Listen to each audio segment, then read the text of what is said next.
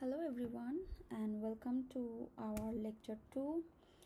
Um, Today we'll focus on a critical aspect of algorithm analysis, worst case analysis. So understanding this concept is vital to evaluating the efficiency and performance of algorithms, especially in situations where we need to prepare for the most resource intensive cases. So before diving into the details, let's briefly recap that we discussed in our last session. We introduced the importance of analyzing algorithms and discussed measures like time and space complexity.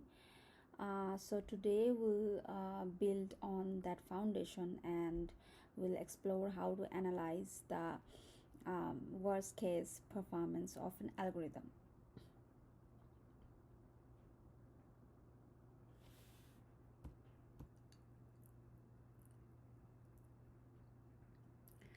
Okay, so today we'll learn about heaps and heap sort, lower bound on worst case for comparison based sorting.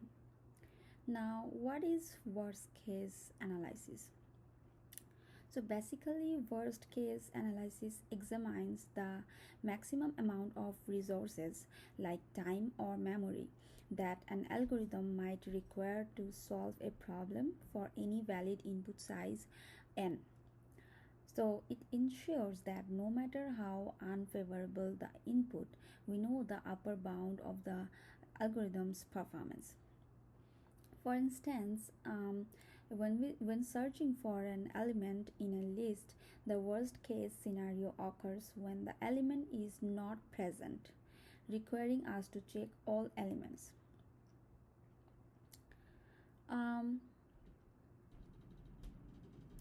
So now we'll go through our today's topic, which is heaps and heap sort.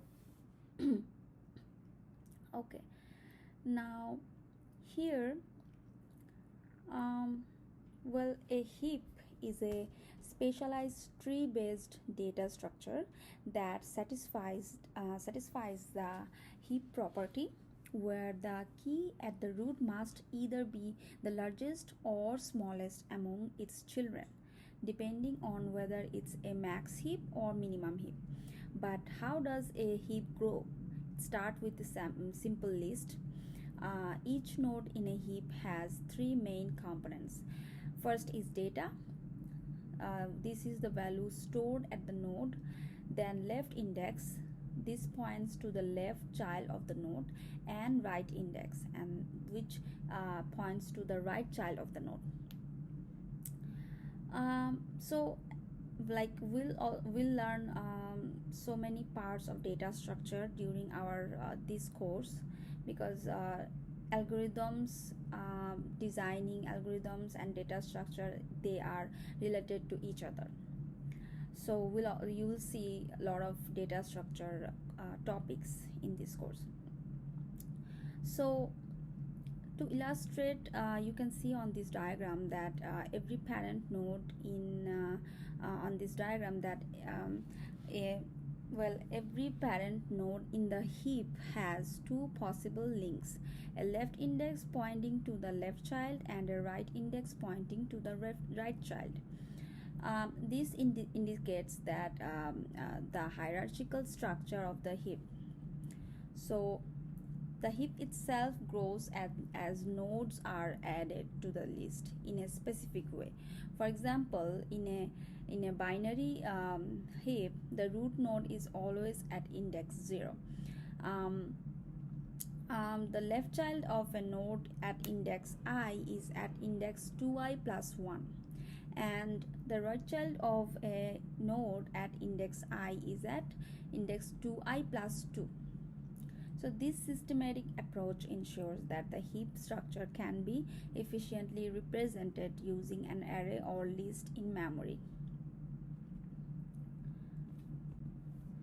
So to further extend this discussion, we can say we can focus on the context and structure of nodes in a heap.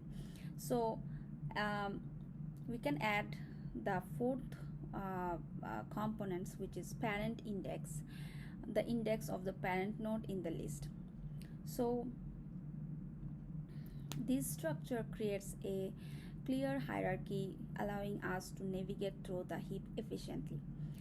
Um, so, so what is the context of relationships?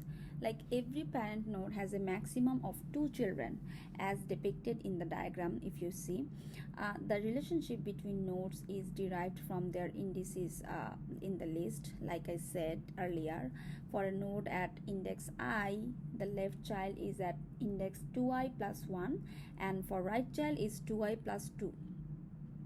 And conversely, you can say the parent of a node at index I can be found at index I minus 1 by 2. So here you can say um, like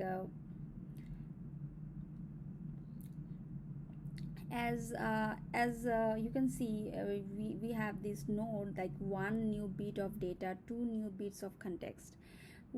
What does it mean? This means that simply knowing the index of a node gives us access to its parent and both children without requiring additional memory.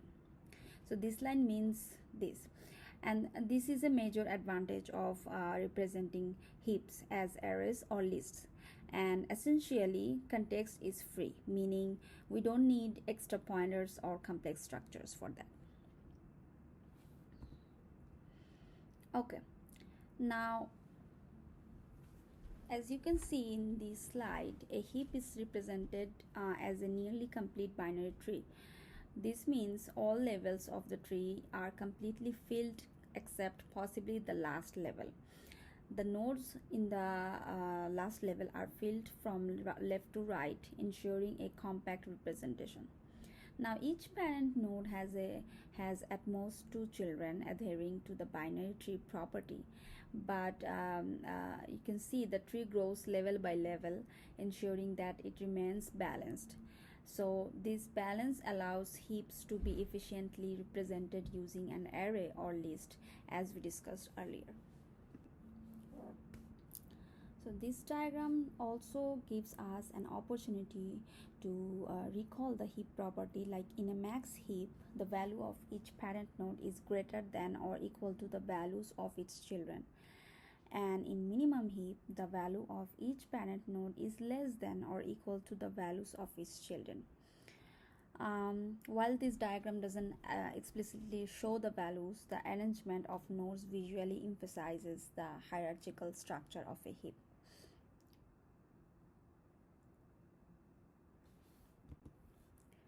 Okay, now let's discuss the spatial property that defines a max heap.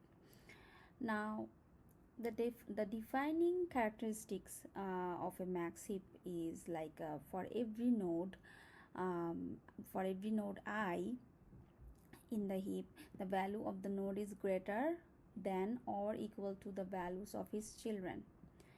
Now mathematically we express this as this function, but where we have I as a parent node, and then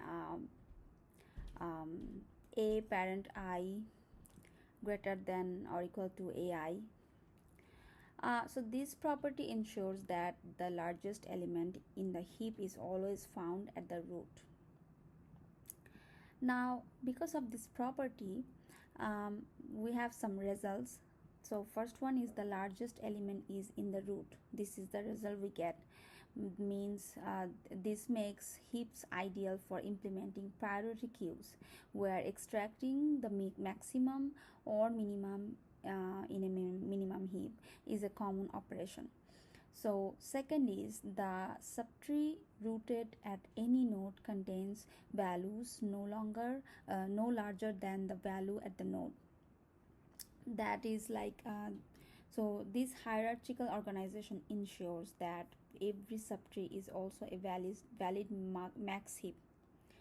So third is not a sorted structure but a valuable one. That is very important to note that a heap is not a sorted list. Instead, it is a structure optimized for efficiently maintaining the max heap or minimum heap property. So why this property matters? Because this is what makes heaps valuable for applications such as priority queues, heap sort, and efficiently managing dynamic data sets where elements are inserted and removed frequently.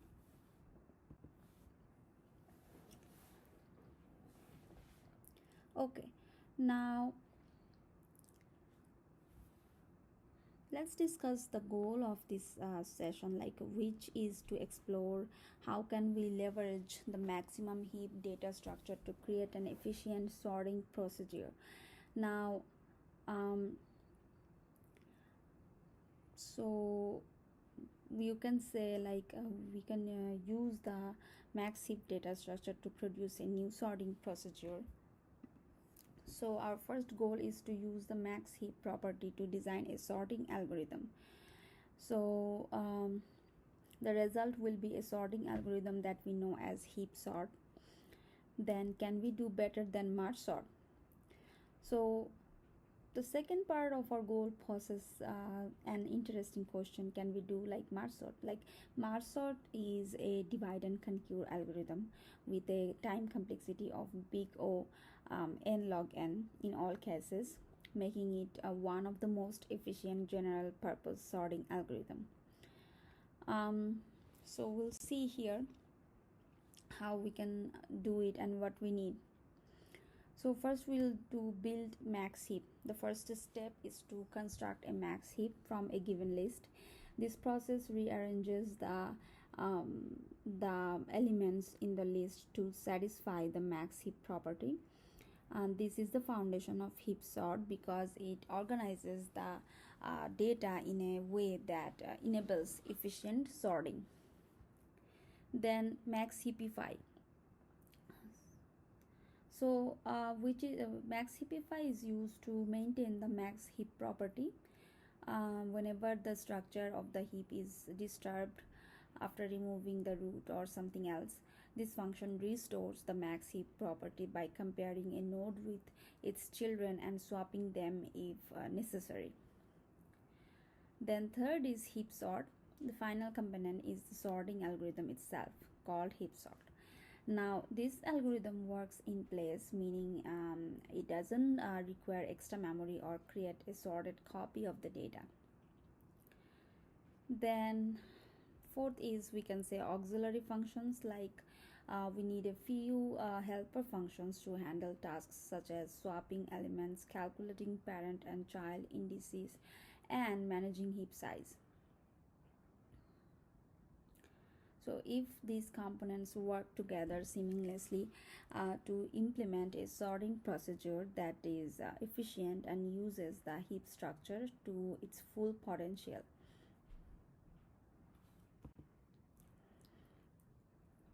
Okay, now we'll focus on the max heapify function. We'll see the algorithm here now. The code, so how it's working, how we can do max heapify. So as I already said, the purpose of max heapify is to ensure that a subtree rooted at a node satisfies the max heap property. So if we remove some node or something, or remove any children, this function restores order by swapping nodes and recursively fixing affected subtrees. Now we have some steps here. First we have we'll calculate the indices of the left and right child of the node at index I using the formulas. Then we'll compare the left child with the current node. Then similarly we'll compare the right child with the current largest. If the right child exists and its value is greater than the value stored at largest, we'll update largest to store the index of the right child. And then we'll swap if necessary here. So total 6 points I'm just going through the whole procedure. So we'll then swap. If the largest index is different from I, it means the max heap property is violated. In this case, swap the values at indices I and largest and recursively call max heap if I on the affected subtree rooted at largest.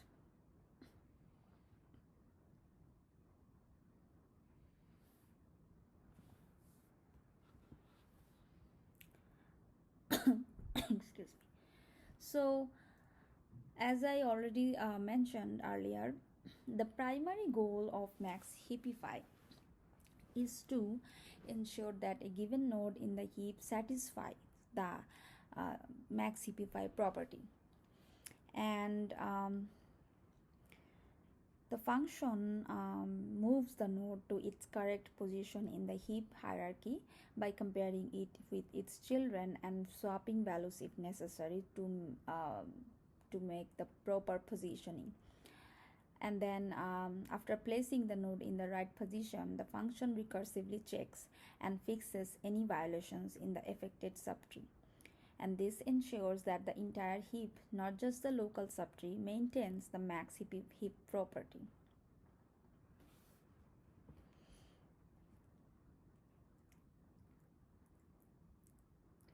Okay, now take a closer look of a single iteration of the max heapify function.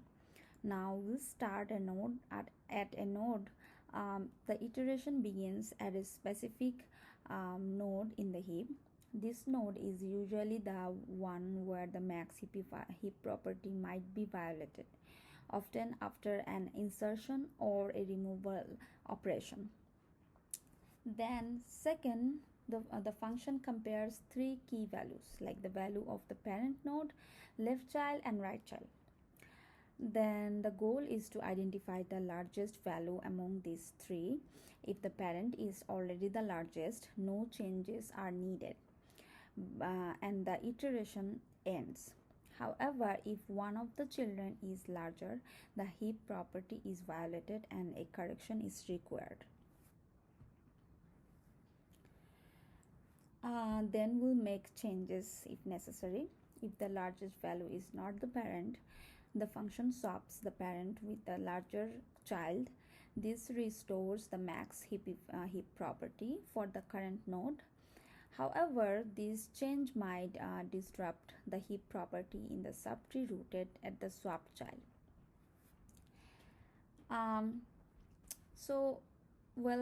If a swap was made, the function recursively calls itself on the affected subtree, and this process continues until the entire subtree satisfied the max heap property.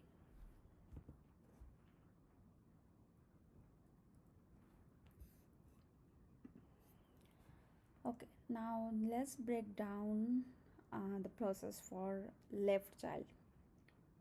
First, we'll locate the left child. So we'll calculate, this step is to calculate the index of the left child of the current node. So using the formula for zero based array, the left child is located at index 2i plus 1. Now second, we will ensure the left child exists. Like before comparing values, we check if the left child exists within the heap. This is done by verifying that I less than or equal to a dot heap size. If this condition is false, it means the current node does not have a left child and will skip to the next step.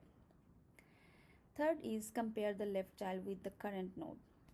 Like if the left child exists, we compare its value with the value of the current node, and if the value of the left child is larger, we flag the left child as the largest by updating the largest variable to the left child's index. Otherwise, the current node remains the largest. Then, depending on the comparison, we update the largest index. Like if the left child is larger, update the largest index to point to the left child. If not, keep the current node as the largest. Now at this point, we have either identified the left child as the largest, or we have found the parent to be larger than the left child. Then we'll now check the right child here. So first we will locate, like we'll do the same thing we did for left child. First we will try to locate by using the formula 2i plus 2. Then if that exists, so we'll see next if it exists. Now we'll see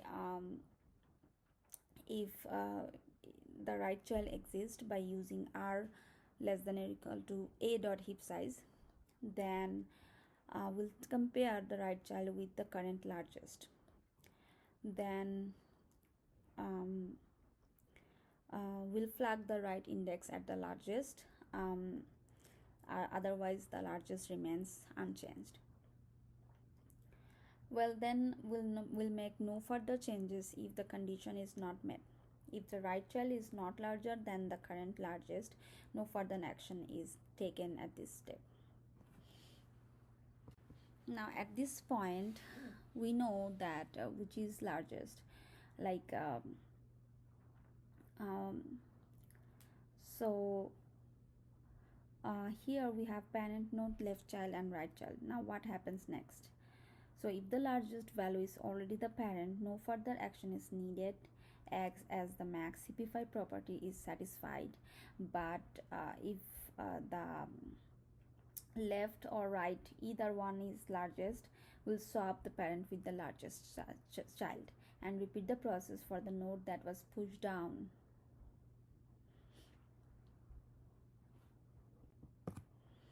Okay, final step.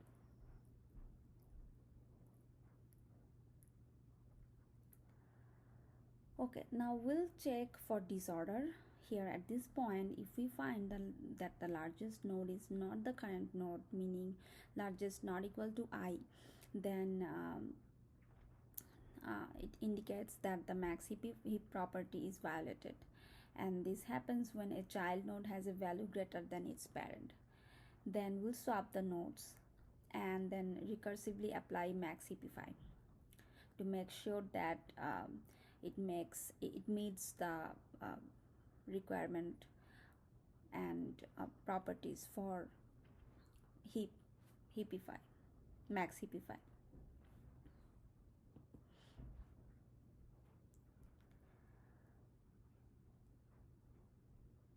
Now how recursion works in max heapify?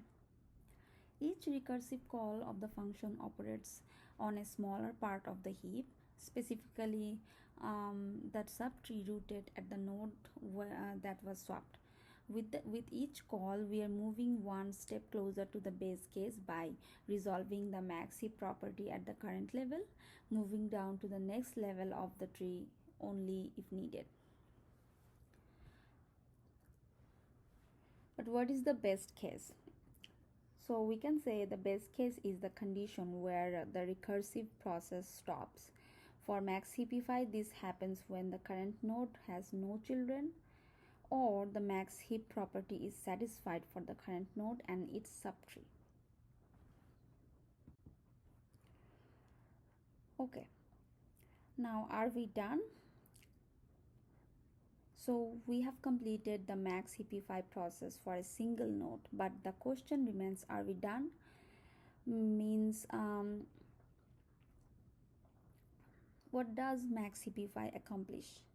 Like max heapify ensures that one node and the subtree rooted at that node satisfy the max heap property.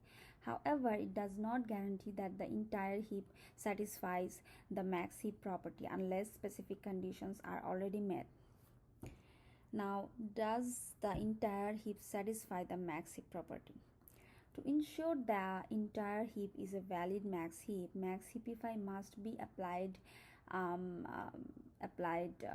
in a systematic manner to all relevant nodes, and we'll see here.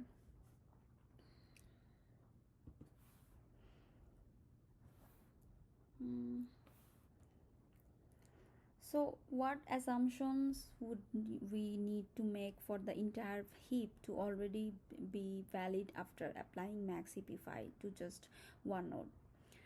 The answer is we would need to assume that the subtrees of the node being processed are already max heaps.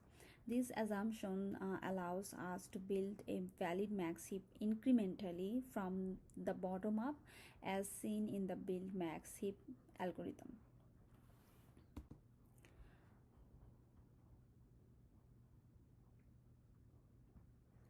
Okay, now we'll see the build max heap algorithm, which transforms an unsorted array into a max heap by systematically applying the max heapify process to each node. Now first we'll set the heap size. A dot heap size equal to a dot length. Then we'll process nodes in reverse level order. Like the algorithm starts from the last non-leaf node at index a dot length by 2 and works its way up to the root.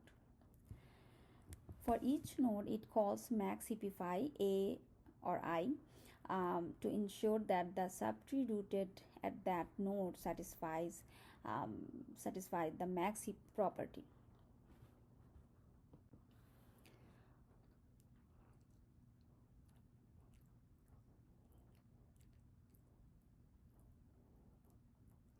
Okay, now here um, we'll do the we'll sort the array after building the max heap, like like the previous slide. We'll start with building a max heap, and then we'll sort the array, like starting from the last element of the array I equal to a dot length, and then we'll swap the root, the largest element, with the last element in the heap.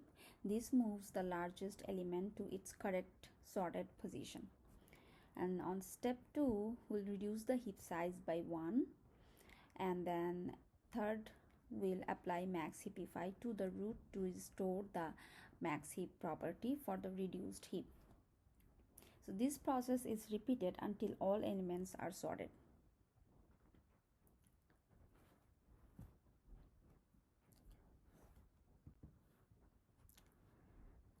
Okay, so this is what I just explained.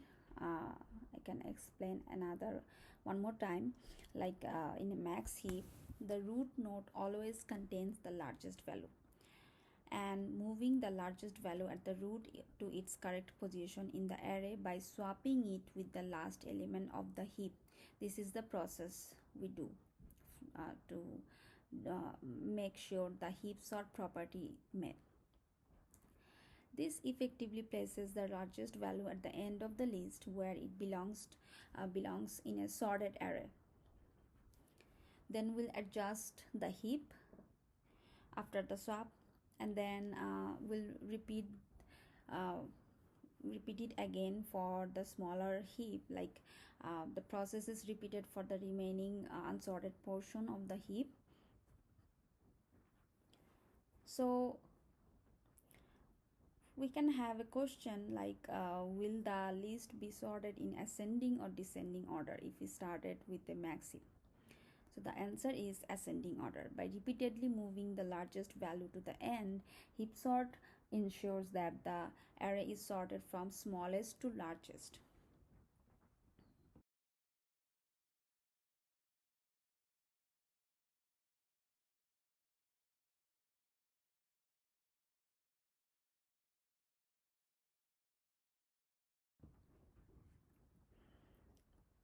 Extracting the maximum.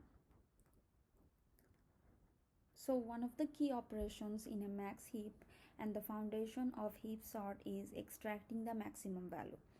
So we'll first identify the root node, then remove the root node, and then replace and restore. Now here we'll see that the extracting procedure for extracting the maximum value. Um,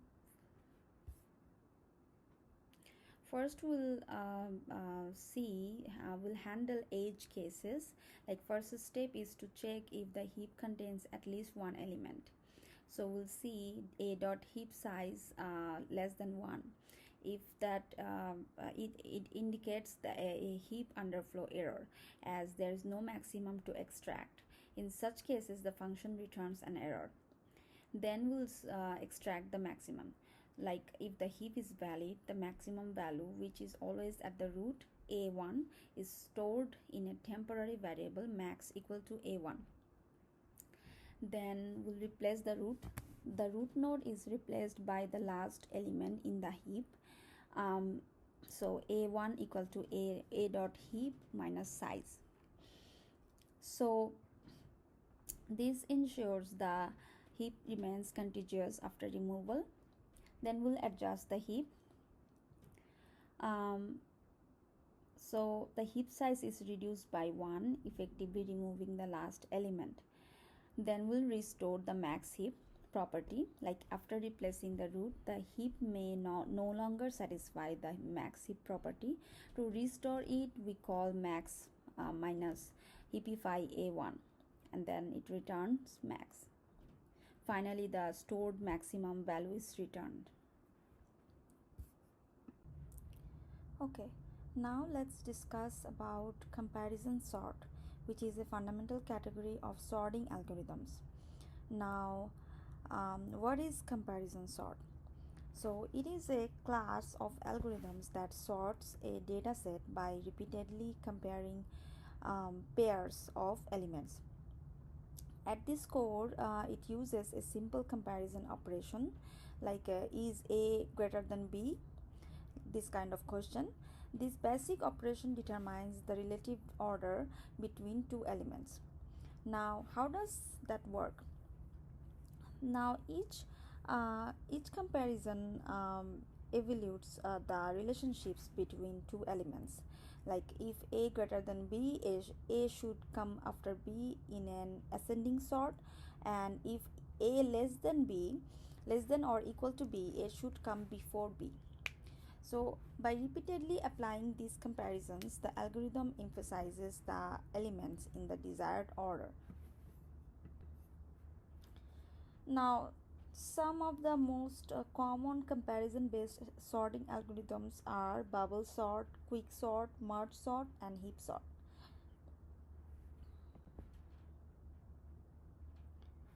So now that we have discussed comparison sort algorithm, let's explore how to optimize their performance. So when working with comparison-based sorting algorithms, there are two primary areas of focus for optimization. First is minimizing the total number of necessary comparisons. This refers to reducing the total number of pairwise comparisons needed to sort the dataset. The theoretical asymptotic lower bound for comparison-based sorting algorithms is big O n log n, meaning no algorithm can consistently sort a dataset in fewer than n log n comparisons. And optimized algorithms like merge sort, heap sort, and quick sort are designed to approach this lower bound in the average case. Second is minimizing overhead cost. Beyond the number of comparisons, we also need to consider the constant factors that affect runtime.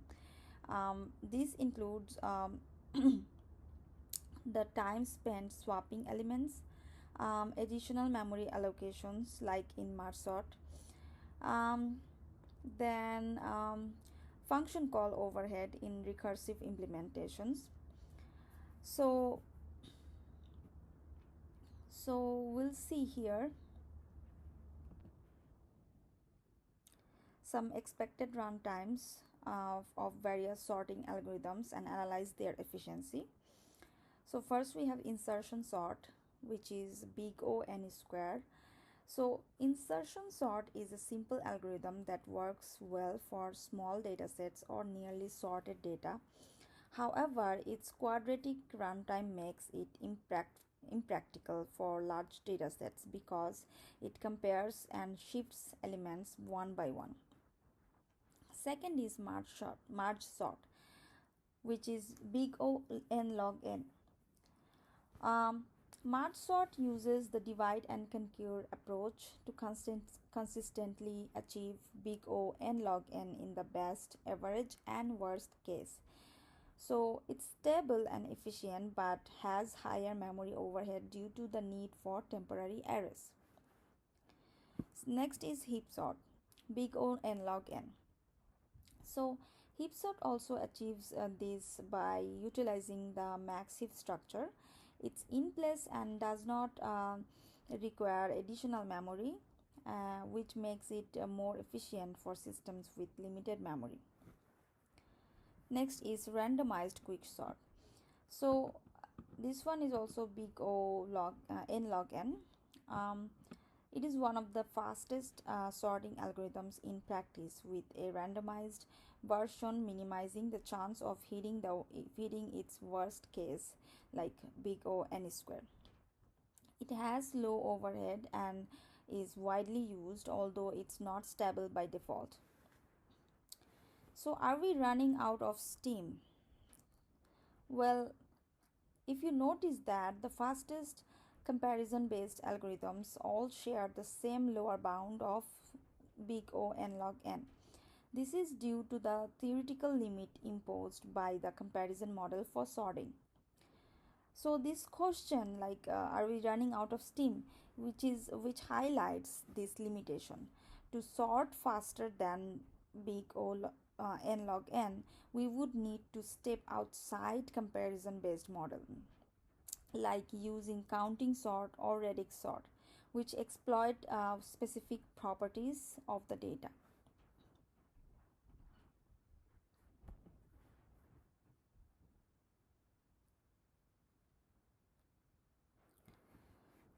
So here, so let's discuss why this is significant and explore whether we can do better.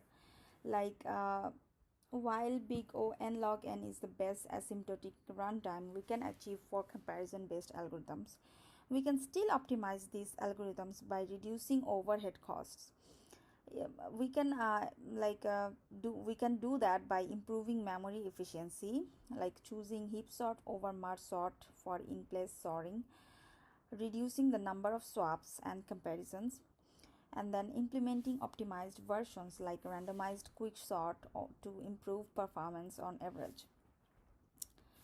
So despite these optimizations, the asymptotic bound for comparison based sorting will always remain at big O n log n.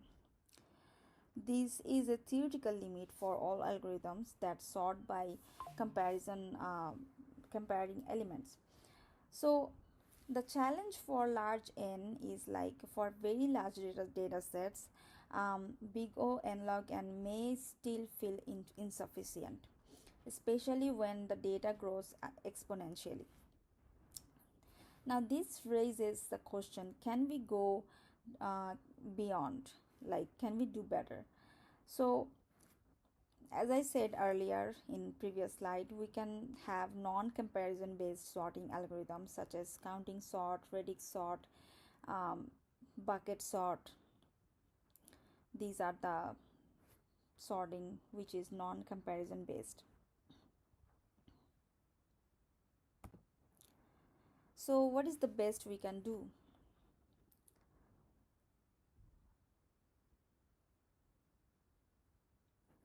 So because of these theoretical limits of comparison based sorting, the lower bound refers to the absolute minimum number of operations needed to sort a dataset in the worst case scenario.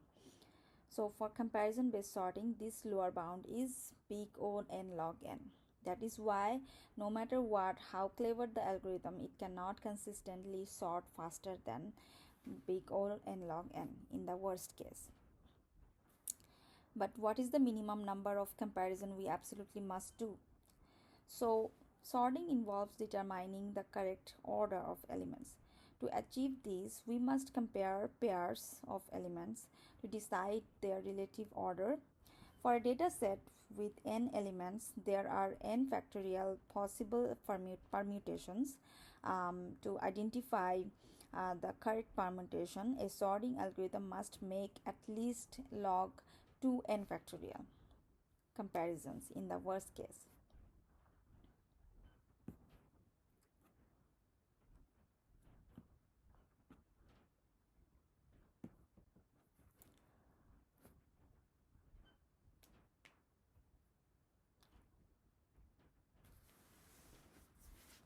Okay, so here the theorem is like any comparison based sorting algorithm require um, omega n log n comparison in the worst case.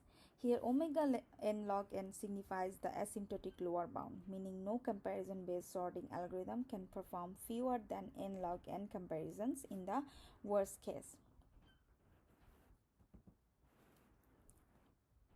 Okay, to understand the mechanics of comparison based sorting, let's start with a fundamental building block, the single comparison. So, the core of comparison based sorting, every sorting algorithm in this category relies on pairwise comparisons to determine the relative order of two elements, A is greater than B or not. So if the answer is true, we know A should come after B in an ascending order sort. If the answer is false, A should come before B. So each comparison eliminates some possibilities about the correct order of elements in the dataset. The more comparisons we make, the closer we get to sorting the data. However, because each comparison only provides limited information, there is a theoretical minimum number of comparisons required to fully sort n elements, as we discussed earlier. So building the big picture, if we say sorting algorithms like merge sort or quicksort make these comparisons systematically to divide the problem into smaller parts, then repeatedly organize elements based on their comparisons, then combine the results into a fully sorted array. So here we have two possible paths, yes or no, as I said. Then there is a decision tree, like each comparison correspond to a decision point like A greater than B or not, yes or no. Once I know this part of the problem is solved in the best case.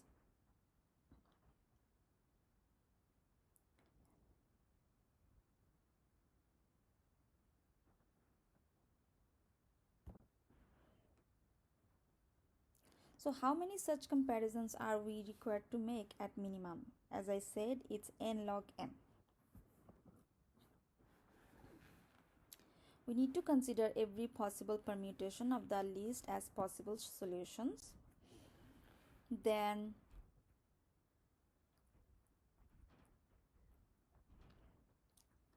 let's now shift our focus to the broader view of sorting and consider how we can frame it as a problem with various possible solutions. Now, sorting as a partitioning problem.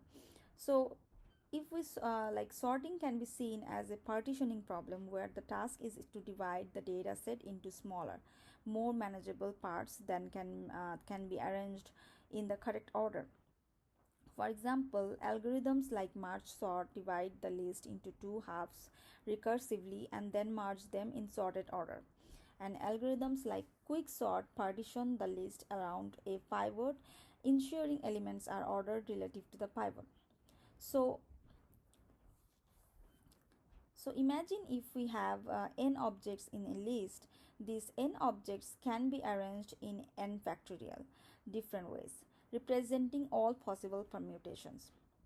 So our goal is to out of this n factorial permutation, we aim to identify the one that corresponds to the correct sorted order, whether it's ascending or descending. The challenge lies in determining this permutation efficiently using the fewest comparisons and leveraging specific data properties. So,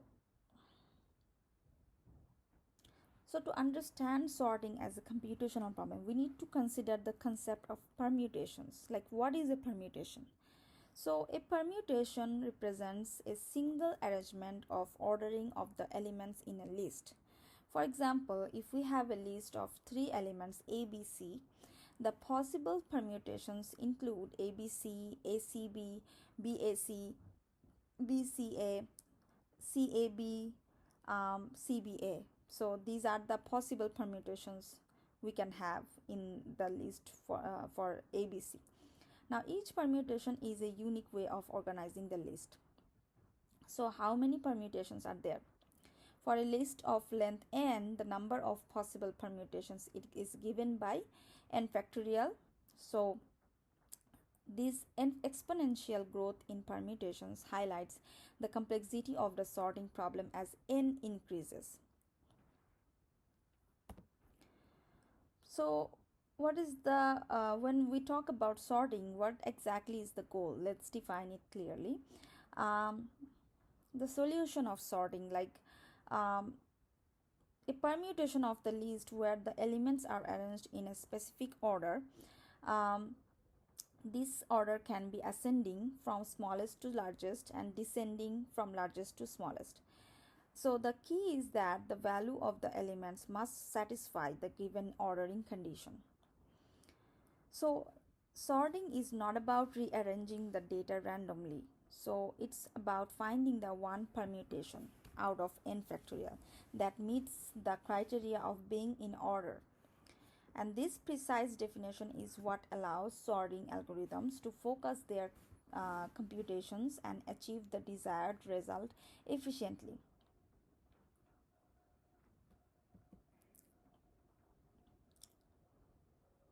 Okay, now let's consider the simplest but highly inefficient way to solve the sorting problem, the brute force method. Now, how does it work? The brute force method involves trying all n factorial permutations of the list. For each permutation, check if it's sorted. This check can be done in linear time, big O(n), for each permutation. Therefore, the overall complexity becomes big O(n) factorial dot n, which means big O(n) dot n factorial. Then this is incredibly inefficient and grows astronomically as n increases. So why is it impractical? Um, so for n equal to 10, these there are 10 factorial. So that means like 36 lakh 28,800 permutations. So for n equal to 20, 20 comma 20 factorial is over 2 quintillion permutation. So checking all these permutations would take an impractical amount of time even on the fastest computers. So fortunately, we already know that sorting can be done much faster using efficient algorithms like merge sort, quick sort, and heap sort, which achieve big O n log n time complexity. Now, this is why brute force is rarely, if ever, used in practice for sorting.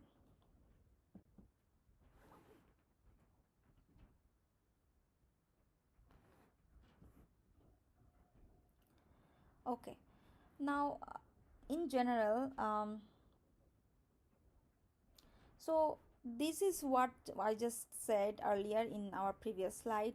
So if we try to simplify this brute force method, to do this we need to understand the landscape of all possible solutions. Like in general, for a list of n elements, each of the n factorial permutations could potentially be correct sorted permutations.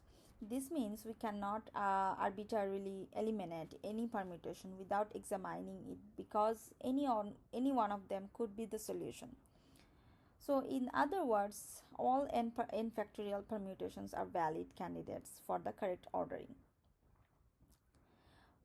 So while we cannot ignore any permutation arbitrary, we can design smarter algorithms to examine these permutations in a non-arbitrary, systematic, and efficient manner. So like I said, by using the strategies like divide and conquer, partitioning, merge sort and quick sort, we can just do that. Okay, so to establish the lower bound on the worst case, we must imagine the best case possible algorithm.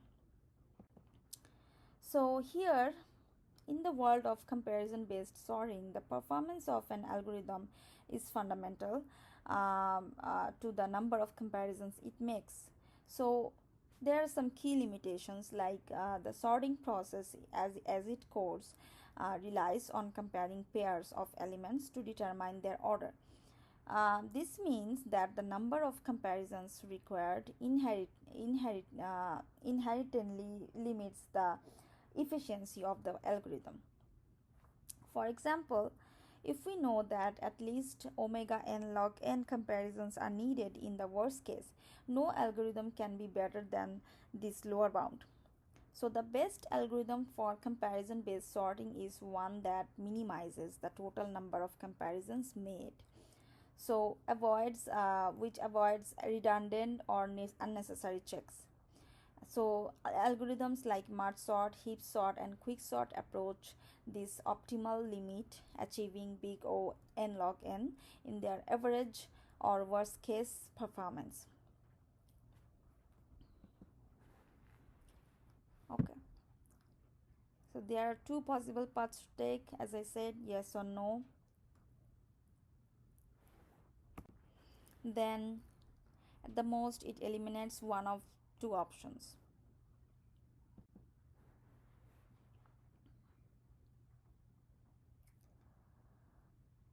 Okay.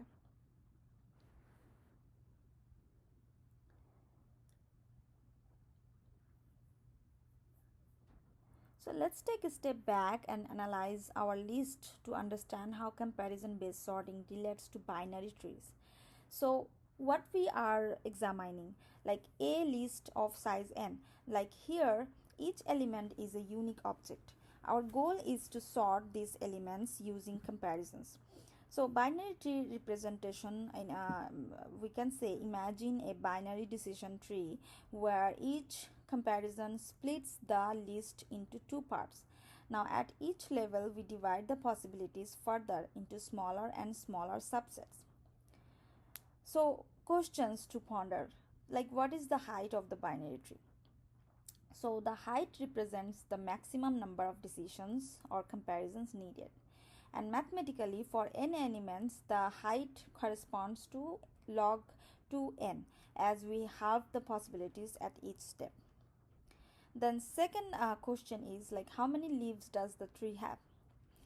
So each leaf represents a possible permutation of the list. For n elements, the number of leaves is n factorial, since that's the total number of permutations. Now, why it is important? So the height of the tree tells us the minimum number of comparisons we must make in the worst case of sort the list. And it's a crucial insight that forms the backbone of the complexity analysis for sorting algorithms like merge sort and heap sort. Okay, now here we'll see the tree height is denoted as h equal to log 2n. Yeah, and this means at each level the list is divided into smaller subsets until each subset is a single element. And the height tells us the number of levels of splitting required to process all elements. And then for leaves, for number of leaves, we have like each leaf represents a single permutation or outcome after all comparisons. And mathematically the number of leaves L equal to 2 to the power h, where h equal to log 2n. This accounts for all the possible divisions and decisions at each level.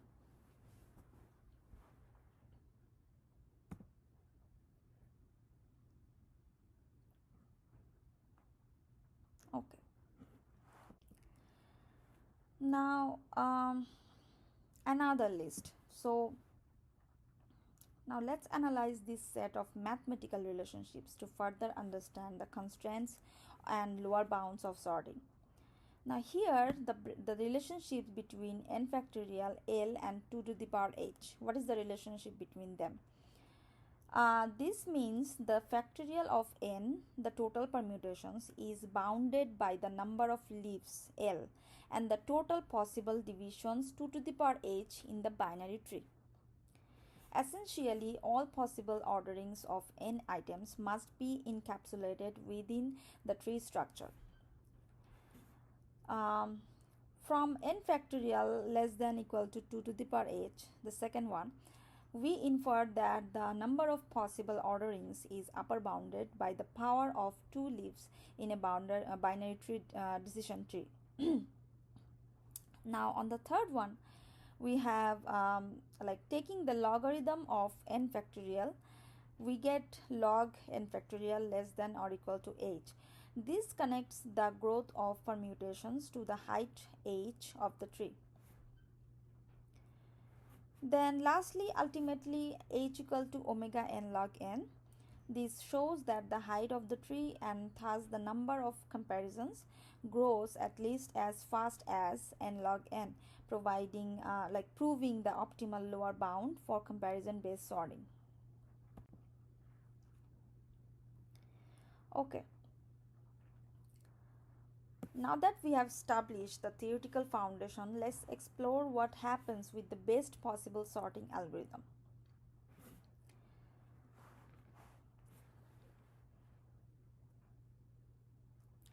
Okay, now here the worst case number of comparisons is omega n log n, as you all know by now.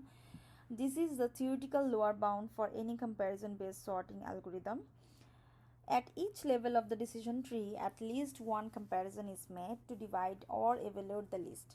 The height of the binary decision tree h is proportional to log n, and since there are n elements, the log comparisons amount to n log n.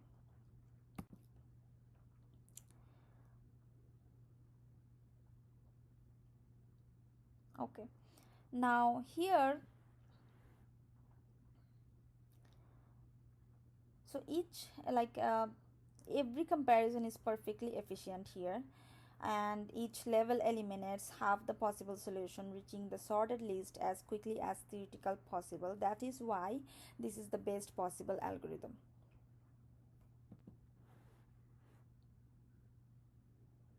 Okay, so like I said already, so you already know that this is omega n log n, and worst case of the best comparison sort algorithm, and it is worst case of all possible comparison sort algorithm, and we can do no better. So we can say now the cost of comparison based sorting is at least omega n log n.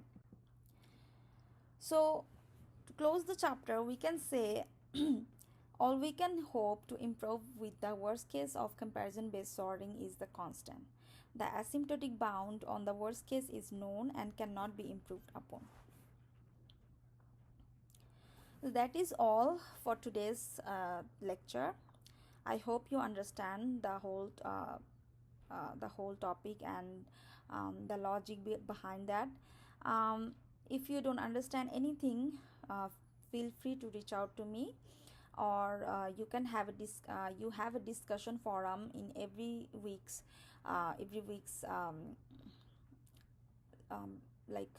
in the bottom of lecture and YouTube URL link. You have a discussion forum every week, so you can post any question there, and you can discuss with your classmates, or I will also check that every week, or twice a week, or 3 times. If you are active there, I will definitely check that every day if needed. So let me know if you have any question, and I can reply to you there, so that all other students can also see the solution. So it will help all of you, not just only one. So I would suggest to have a discussion for every week, and if you don't understand, you can discuss with your friends, and everyone will be helpful for that. So I would post about assignments, first assignment soon. So please make sure you watch the lectures at the until the end, because I always try to have some announcement or some other talks like at the end of the lecture or at the beginning of the lecture. So feel free to reach out to me for any kind of question or information. Thank you.